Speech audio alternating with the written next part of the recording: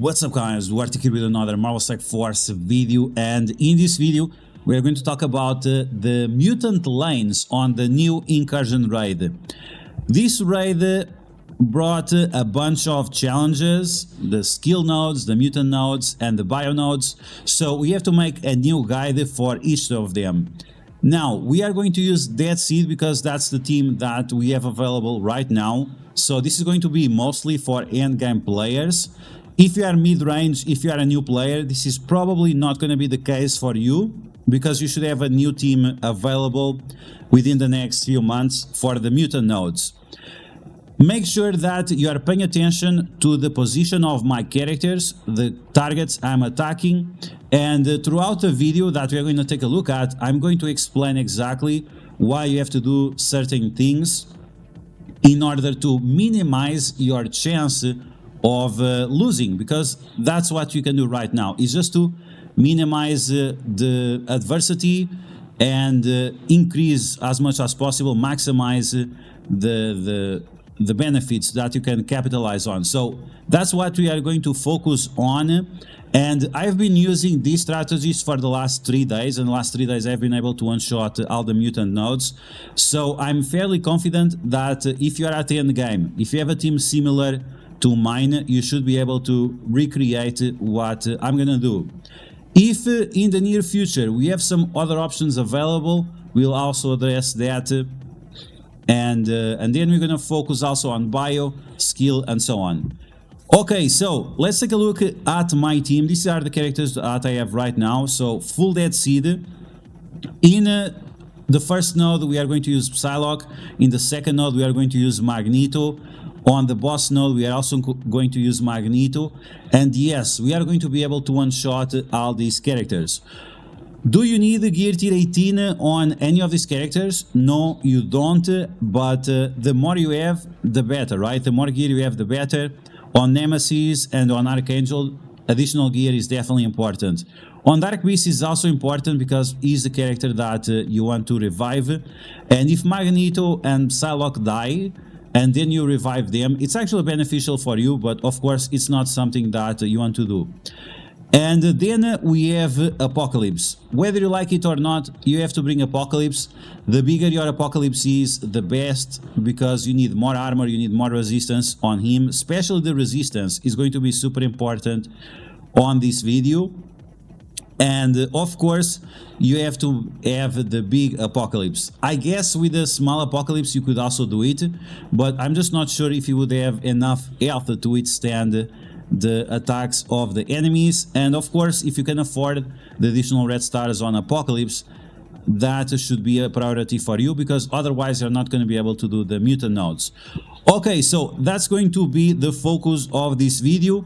And once again, I've been using this for the past few days to great success, always being able to one-shot the nodes, and that's why I feel comfortable in sharing this with you. If you guys have any other suggestions that are not represented in this video, make sure you leave them in the comments below, and then we'll address them in a future video if necessary. So as always, if you like the information on these videos, make sure you share it with your friends on Facebook and Discord. If you're new to my channel, make sure you subscribe for more Marvel Strike Force content, and make sure you smash that like button like a boss. Okay, let's get started. Let's take a look at the mutant nodes. We are going to address each node individually, and I will make a few breaks during the videos because you really have to pay attention to specific nodes in order for you to be able to recreate these. Okay, so here we are on the mutant nodes. This is the team that I'm going to use. So Psylocke, we have Dark Beast, we have Nemesis, Archangel and Apocalypse. It would be great if you have Archangel with gear tier 18, also Apocalypse of course, because you need Apocalypse and Archangel to kill people so you can turn rewind the enemies and give energy to your team. The energy can definitely be a factor here, and you should always make sure that your Apocalypse is at full energy. Okay, so I have to make a pause here, because what happened now was probably the easiest way to play this node, which is the enemies attacking your Apocalypse and your Apocalypse goes below 50.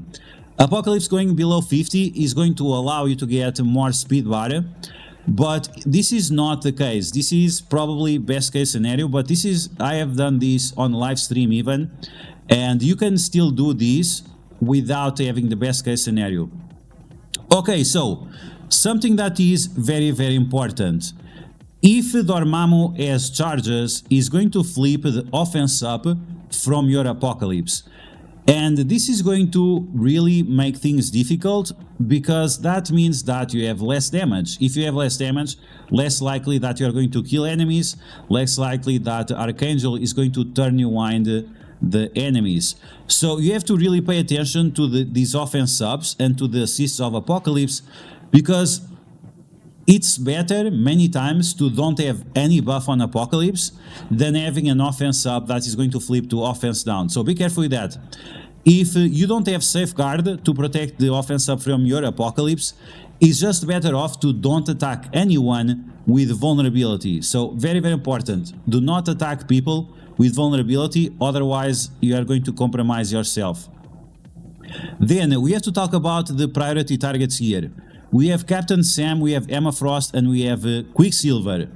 You want to clone Quicksilver so you can remove the charges from the enemy Quicksilver. And also, if your Quicksilver that you clone dies, is gonna call the Scarlet Witch, which can heal up your team, can extend negative effects on the team. And then you also have to focus on killing the targets with the least amount of health. This is gonna be Emma Frost and Rhino. Rhino is by his own as a Sinister Six member, so he's gonna have less health than he would otherwise. Other priority target is going to be Captain Sam. Captain Sam is gonna give speed bar for everyone, so you have to or stun or ability block or kill or turn rewind him, so he doesn't have a turn. So we need to keep all those things in mind in order to be successful. So here we go. Usually the Mystic characters go faster because Deadpool is giving speed bar for them on spawn. Here the ultimate, you see my Apocalypse, he has no buffs. This is great. It's better to have Apocalypse without buffs than having Apocalypse with buffs being flipped into offense down. I focused on Dormammu, but you should not focus on Dormammu. You should focus on Captain Sam or on Emma Frost or anyone else with less health. That move was a little bit risky.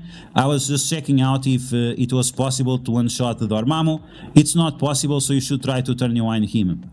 You should kill Captain Sam or ability block him as fast as possible, because once again, you don't want anyone from the enemy team getting any kind of speed bar, and that's pretty much it. So with Nemesis, now he's going to apply trauma to everyone. You see that he has offense down, so this is the problem with his team. If you start getting offense downs, your buffs are just not gonna stick, and that's pretty much it. After that, you just have to get kills. So make sure that your Apocalypse does not have offense up, so it doesn't get flipped into offense down. Make sure that you kill the enemies that are priority, the enemies with less health, the enemies that are going to give speed bar to the enemy characters.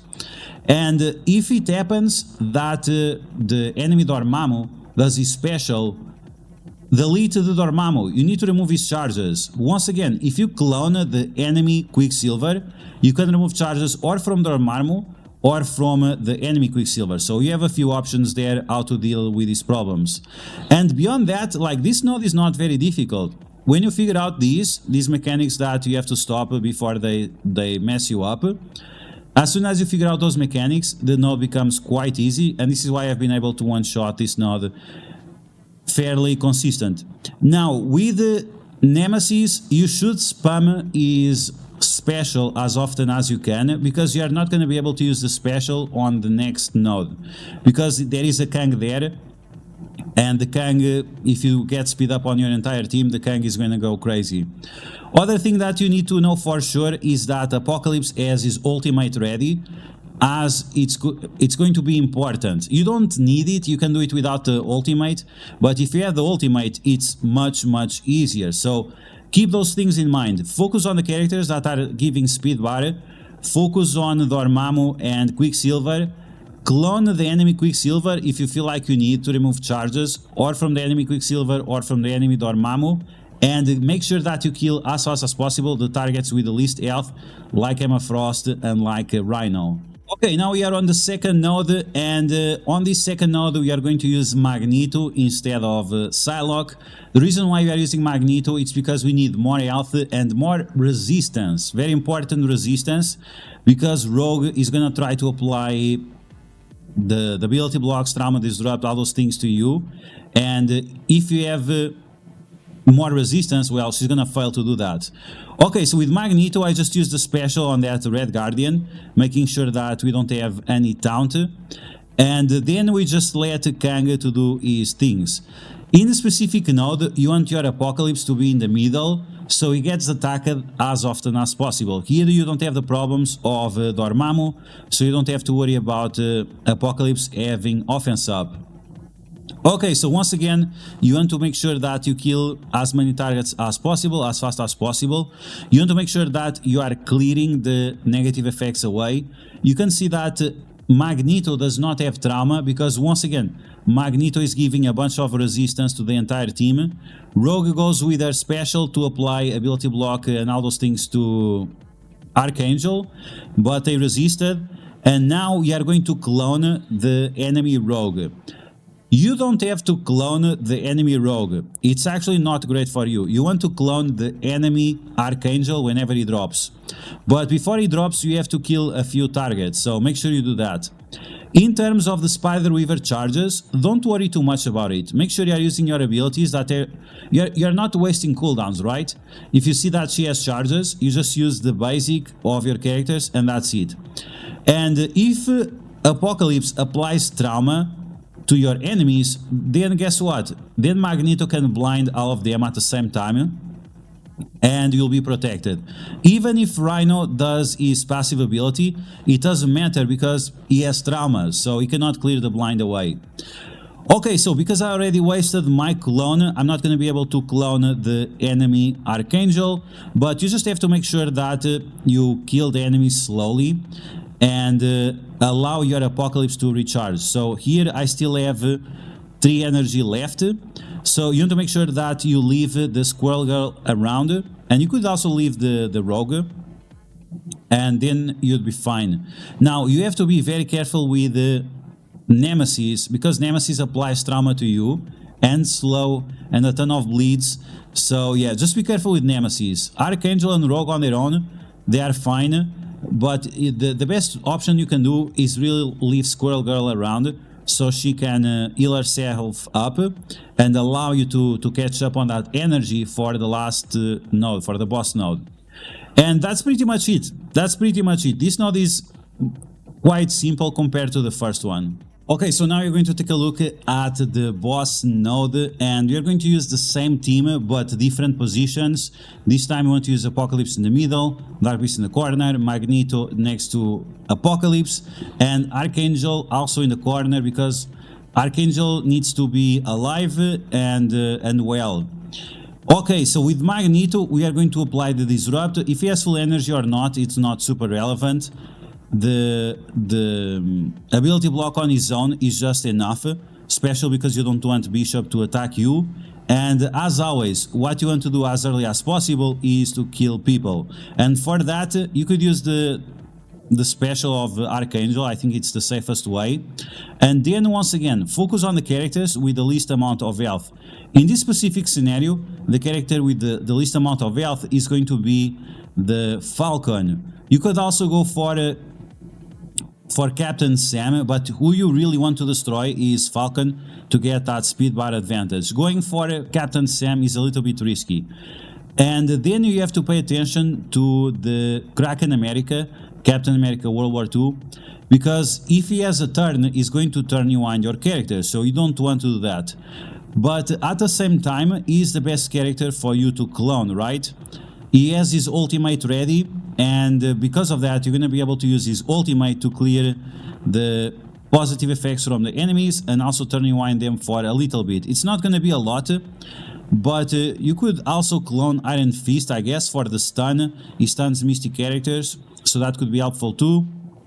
But anyway, go after the Lokis. As you guys see, the teen Lokis, they have a very low amount of health, but at the same time they give a lot of resistance to the enemies, so be careful with that. Here we can also clone Morgan Le Fay. she's going to give more health to Archangel, more health to Magneto, and on top of that, she's going to be able to spread all those negative effects towards everyone. And if you can spread the negative effects, you're going to be able to turn rewind your enemies. Be careful with Cosmo. You really need to make sure that Cosmo is deleted as fast as possible. Cosmo on his own is another target that does not have a lot of health, and it's a target that you can easily focus on and get some more speed bar advantage. You need to be extremely careful with Battery Bill and also with Wong. If Wong taunts, you are probably going to die. If Battery Bill takes a turn and uses his ultimate, you are probably going to die. So once again, it's all about making sure that you are getting kills as often as possible, and then you are good to go. So Morgan Le Fay here, she did her basic because she was ability blocked, but you should try to ability block her once again so she doesn't do the ultimate and the special.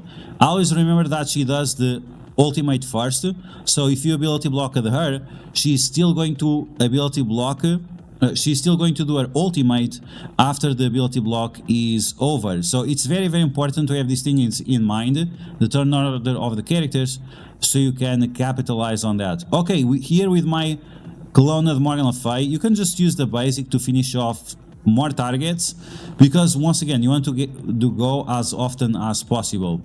Okay, now this is the second ultimate of Apocalypse. We are going to use it on Morgan Le Fay.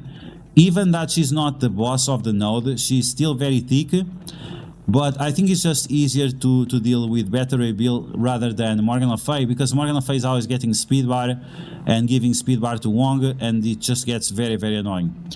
Okay, and that's it. Leave Wong for last. If he has slow, if he has ability to block, all those things, you don't have to worry about him too much. And this is how you can one-shot the boss node easily. Once again, make sure that you have the ultimate of Apocalypse ready.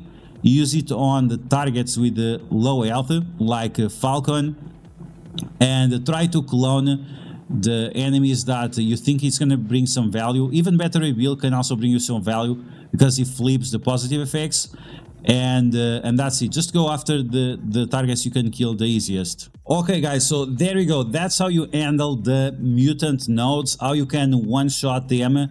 Like I was saying, this has been pretty consistent for me. You just have to be careful with the ultimate of Apocalypse. You can still do it with a special, but it can be a lot harder, especially on the boss node. If you don't have the ultimate on the boss node, things can get a little bit tricky. It's still possible to one-shot, it's just a little bit more annoying. But at the end of the day, we are getting in the new team sooner than later, and this is the best we can do, at least for now, until we have a few more options. So I hope this video was helpful. I hope you guys had a chance of learning something new. And if you found information on this video helpful, make sure you share it with your friends on Facebook and Discord. Once again, I've been using this for the past few days fairly consistently. I've been doing this on the live streams even to show that it's possible to one-shot all the nodes back to back. And as always, if you like the information on these videos, make sure you share it with your friends on Facebook and Discord. If you're new to my channel, make sure to subscribe for more Marvel Strike Force content, and I'll catch you guys later.